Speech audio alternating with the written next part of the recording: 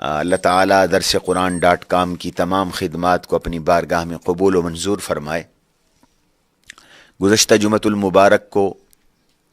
المناک حادثہ رونما ہوا جس نے پورے عالم اسلام اور امت مسلمہ کے قلوب کو مضطرب کر کے رکھ دیا، متزلزل کر کے رکھ دیا کہ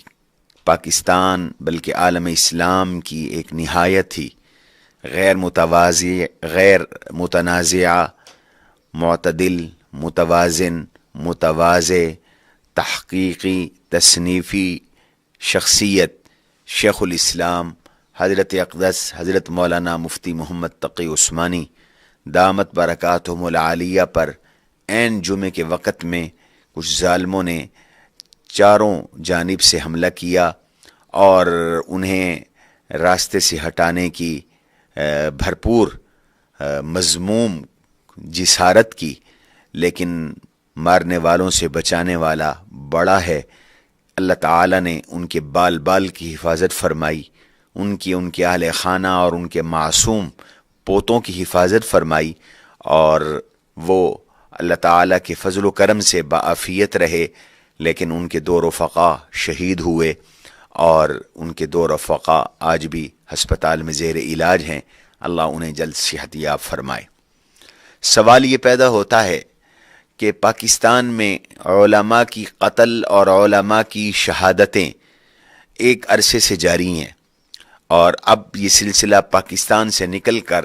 دنیا کے دیگر ممالک تک بھی، بالخصوص عرب ممالک تک بھی پہنچ گیا ہے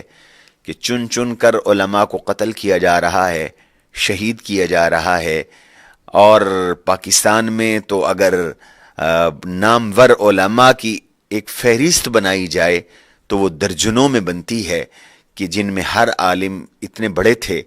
کہ ان کا بدل امت کو پھر نصیب نہیں ہوا۔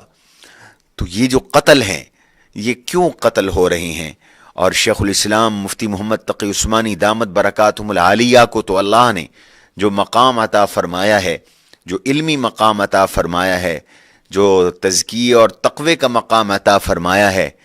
وہ اس میں کسی کا کوئی کلام نہیں ہے، ان کے اوپر کوئی انگلی نہیں اٹھتی، ان کے اوپر کوئی فرقہ وارانہ یا کوئی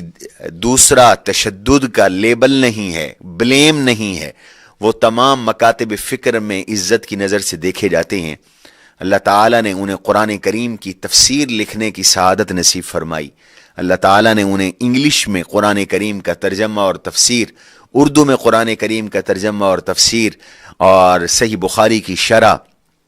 اور فقہ اسلامی پر 20 کتابیں لکھنے کی توفیق نصیب فرمائی۔ مفتی تقی عثمانی دامت برکاتہم، اللہ کے فضل و کرم سے انہوں نے پوری دنیا میں اسلامی بینکاری متعارف کروائی۔ آج ان کے سسٹم کو پوری دنیا لے رہی ہے، اور پوری امت کی طرف سے وہ شکریہ کے مستحق ہیں کہ انہوں نے امت کو ربا اور سود سے بچانے کی ہر ممکن کوشش کی ہے۔ اگرچہ اس میں بحث نہیں ہے کہ اس سسٹم میں اصلاح کی ابھی بہت سی گنجائشیں ہو سکتی ہیں بعض علماء کے نزدیک، لیکن جو ان کی کاوش ہے وہ اس کو پوری امت قدر کی نگاہ سے دیکھتی ہے۔ حتیٰ کہ آج پاکستان میں ایک سروے کے مطابق پاکستان کی 95% سے زائد آبادی وہ اسلامی بینکنگ چاہتی ہے، اسلامی بینکاری چاہتی ہے، ربا فری معیشت چاہتی ہے۔ اس سب میں مفتی تقی عثمانی دامت برکاتہم کی خدمات کا دخل ہے۔ پاکستان کے تحفظ اور بقا اور پاکستان کی سالمیت کے لیے ان کے فتاوی جات اور ان کی آراء وہ پورے ملک کے لیے ایک بہت بڑی ڈیفنس اور ایک بہت بڑی دفاع کی صورت رکھتے ہیں۔ اگر مفتی تقی عثمانی دامت برکاتہم کے بر وقت فتاوی امت کے دیگر علماء کے ساتھ نہ ہوتے تو شاید آج پاکستان میں ہم امن اور سکون اور چین کا وقت نہ گزار رہے ہوتے۔